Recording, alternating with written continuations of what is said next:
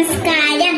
Hi കൂട്ടുകാരെ, നിങ്ങൾ കഥ കേൾക്കാൻ കാതോർത്തിരിക്കുകയാണല്ലേ?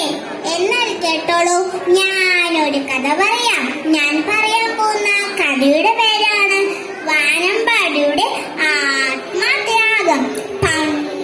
പണ്ട് എന്നുവെച്ചാൽ വളരെ പണ്ട് അറബിയിലെ സുൽത്താന്റെ കൊട്ടാരത്തിൽ മനോഹരമായ പൂന്തോട്ടം ഉണ്ടായിരുന്നു. അവിടെ ധാരാളം പക്ഷികളും ഉണ്ടായിരുന്നു. ആ കൂട്ടത്തിൽ മനോഹരമായി പാട്ടുപാടുന്ന ഒരു വാനമ്പാടിയും ഉണ്ടായിരുന്നു. അവളുടെ പാട്ട് കേൾക്കാൻ എന്തു രസമാണെന്നോ. ഒരിക്കൽ ഒരു വനദേവത വാനമ്പാടിയുടെ മുമ്പിൽ പ്രത്യക്ഷപ്പെട്ടു. എന്നിട്ട് പറഞ്ഞു, നിന്റെ പാട്ടുകളെല്ലാം നമുക്ക് ഇഷ്ടപ്പെട്ടിരിക്കുന്നു. അതുകൊണ്ട് നാം നിനക്ക് 3 വരം നൽകും. അത് നിനക്ക് എപ്പോൾ വേണമെങ്കിലും ഉപയോഗിക്കാം. ഇത്രയും പറഞ്ഞുകൊണ്ട് വനദേവത അപ്രത്യക്ഷമായി. വാനമ്പാടി ചിന്തിക്കാൻ തുടങ്ങി. എനിക്ക് നല്ലൊരു വീടുണ്ട്, ആവശ്യത്തിന് ഭക്ഷണമുണ്ട്, കൂടാതെ കൂട്ടുകാരും. പിന്നെ എന്തിനേക്ക് വരങ്ങൾ? ഇത് ഞാൻ എന്റെ കൂട്ടുകാർക്ക് വേണ്ടി ഉപയോഗിക്കും. വാനമ്പാടി തീരുമാനിച്ചു. അങ്ങനെ ഇരിക്കാൻ ഒരു പ്രാർത്ഥന ചേർന്നു. ഓരോ ദിവസവും ഓരോ കിളകളെ കൊത്തിത്തുന്നു. അന്നൊരു ദിവസം ഒരു ചിന്ന തത്ത നെത്തുകൾ കൊത്തിത്തുന്നുകയായിരുന്നു. അപ്പോൾ പ്രാർത്ഥന തത്തയെ റാഞ്ചെടുത്തു. തത്ത കീന്നുറക്കെ കരഞ്ഞു. തത്തയുടെ കരച്ചിൽ വാനമ്പാടി കേട്ടു.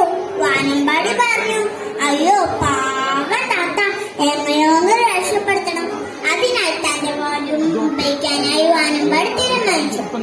വാനമ്പാടി പറഞ്ഞു, തത്ത രക്ഷപ്പെടട്ടെ. പെട്ടെന്ന് തത്ത ഉയർത്തു വലുതാകാൻ തുടങ്ങി. ഭാരം താങ്ങാതാവാതെ പ്രാപ്തിയെ താഴെയിട്ടു. അങ്ങനെ തത്ത രക്ഷപ്പെട്ടു. മറ്റൊരു ദിവസം ഒരു മനക്കിളിയെയും പ്രാപ്തിയെ റാഞ്ചിയെടുത്തു. അതിനായി തന്നെ വനം ഉപയോഗിച്ച് വാനമ്പാടി രക്ഷപ്പെടുത്തി. 2 വരങ്ങൾ തീർന്നു.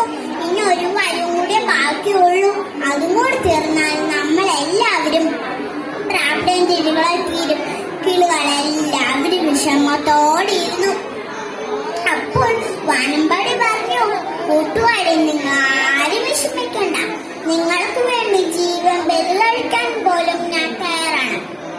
ഇത്ര പറഞ്ഞുകൊണ്ട് വാനമ്പാടി മറ്റൊരു മരക്കൊമ്പിൽ പറന്നിരുന്നു. മനോഹരമായൊരു പാട്ടുപാടി. ഇതുവരെ പാടിയ പാട്ടുകളേക്കാൾ അതിമനോഹരമായിരുന്നു അത്. അപ്പോഴാണ് പ്രാപ്തിയൻ അതുവഴി വന്നത്. വാനമ്പാടി കണ്ട പ്രാപ്തി ഇങ്ങനെ ചിന്തിച്ചു, എല്ലാ ദിവസവും എന്റെ ഇലകളെ രക്ഷപ്പെടുത്തുന്ന ഇവൻ തന്നെയാകട്ടെ എന്റെ ഇന്നത്തെ ഇര. ഇത്ര പറഞ്ഞുകൊണ്ട് പ്രാപ്തിയെ വാനമ്പാടി റാഞ്ചിയെടുത്തു. പ്രാപ്തിയുടെ കൂർത്ത നഖങ്ങൾ വാനമ്പാടിയുടെ ശരീരത്തിൽ തറച്ചു കയറി. വേദനയോട് പെടയുമ്പോഴും വാനമ്പാടി മനസ്സിൽ ഇങ്ങനെ ചിന്തിച്ചു, ഇനി ഒരു വരം കൂടി ബാക്കിയുള്ളൂ. അതെനിക്ക് വേണ്ടി ഉപയോഗിക്കണം, എന്റെ കൂട്ടുകാർക്ക് വേണ്ടി ഉപയോഗിക്കണം. വാനമ്പാടി മനസ്സിൽ പറഞ്ഞു.